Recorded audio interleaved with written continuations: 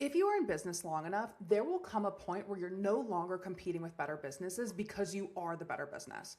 But that doesn't mean that you no longer have competitors. You see, when you have hit this point, you start competing with better brands. And today I'm going to be teaching you what that means. Now, you may be thinking, but Hunter, we already rebranded. We have a new logo or new colors or a new website. And what I want to ask you is, when was the last time that you purchased something, especially a service, because of a specific color or because of a logo? I will venture to say that it has been either a very long time or you almost have never purchased a service in particular because of that. Maybe you've purchased some products, but even if we think of like Nike with their swoosh, you aren't really purchasing the swoosh as much as you're purchasing the status and story that is associated with it. You see, people buy from brands based on the experience that the brand creates. And when you have reached this level of business where you have nailed your offers, you're getting clients in, they're paying you what you want, you're ready to expand, to scale, to grow, that experience is going to be a very important part of what your brand development looks like. So when I say you're competing with better brands, what I mean most is you're competing with brands who have built a thorough, intentional, and very well curated experience for their audience to go through.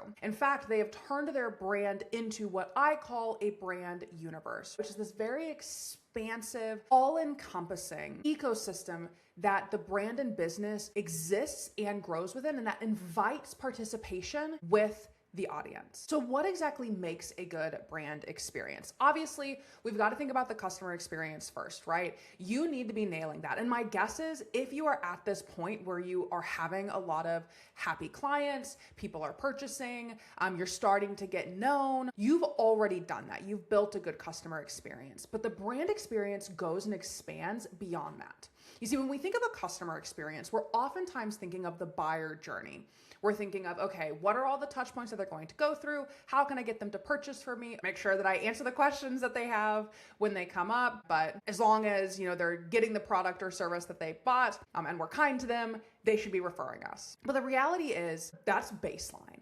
Now, that is what is expected. People expect good customer service at this point, which means when you are thinking of your brand experience, you need to expand that thinking and come up with ways that people can interact with your brand and have a good experience outside of just buying. So in my brand caliber standard, I talk about this in the direction phase, particularly with the brand world rituals, which is one of my favorite ways to help brands create more of these immersive experiences. And this is really thinking of how can an audience engage with me, participate with me that doesn't involve buying my offers. So one of my favorite examples to give here is for a product company. Let's say that you are selling raised garden beds. And I actually have an example where I've done this for Vago Garden as like a sample project. I'll link it up here at the top for you to check out. But let's say that you're selling garden beds and people come to you to purchase these, various garden supplies. But you want to become a lifestyle brand. Like you want people to be talking about you all the time. That's not going to happen if you just keep sharing about your garden beds. But what if you introduced a workshop that taught people gardening skills? It has nothing, again, you're not selling anything in the workshop. I mean, you could sell seats to it if you would like. You could also host it free virtually and people can come and learn. You could even segment this based on growing zones. Like there's a lot of opportunities here to make this really special for your people. But point being, you're providing an opportunity for people to come and learn from you, to experience your brand values, to experience your personality. And then you just so happen to have a product that can help them as they're going on their gardening journey. But do you see the difference there between just sharing about, hey, here's this product, here's the awesome benefits we have, versus we know you want to be a gardener. Let us help you in every possible way we can make that a reality. And the same thing can happen for service-based businesses too. One example that I gave actually to someone in one of the workshops that I host, she runs a travel agency and she's all about conscious travel. And one of the things that we had talked about was a potential workshop for her could be introducing people to this idea of conscious travel. People are going on trips with her. She's putting together these trips. She's kind of the guide and the tour guide in that process. People want to experience who they're going to be traveling with. And so by creating some workshops ahead of time of, hey, I know that you compost at home. Here's how you can pull those same values through you when you travel. You don't have to abandon your values when you travel. They align with the values that we have too.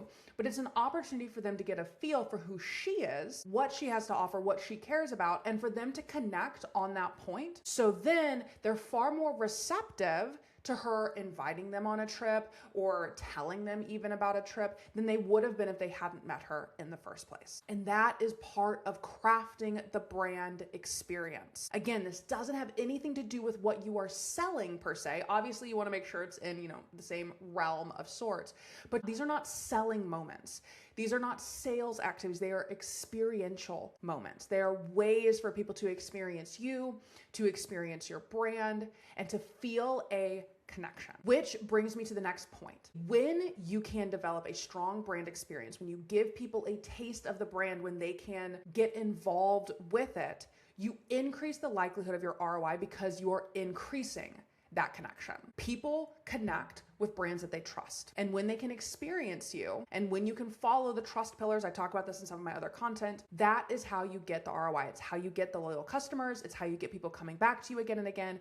And my guess is where you're at with your business, you're wanting people to be going and telling people about what it is that you do. You want the word of mouth. You want the excitement. You want to be the household name. This is how you do it. You give them something to talk about. People very rarely are out here raving about a product or service. Now, maybe if you did like an impeccable job, they will, but most often it's not going to come up unless someone asks, hey, do you know someone who does X, Y, and Z? Oh yeah, I worked with so-and-so. But if you want people to be talking about you, sharing about you and your brand outside of just those individual interactions, you have to create an experience that is worth sharing. And this is exactly what I help clients do when we build out their brand universe. I am focusing first and foremost on the brand's experience and how we can capture who you have become as a business and highlight that in a way that makes people say, think, and feel, oh my gosh, I need to be a part of this. If this is something that you would like help with as you're growing your business, as you have expanded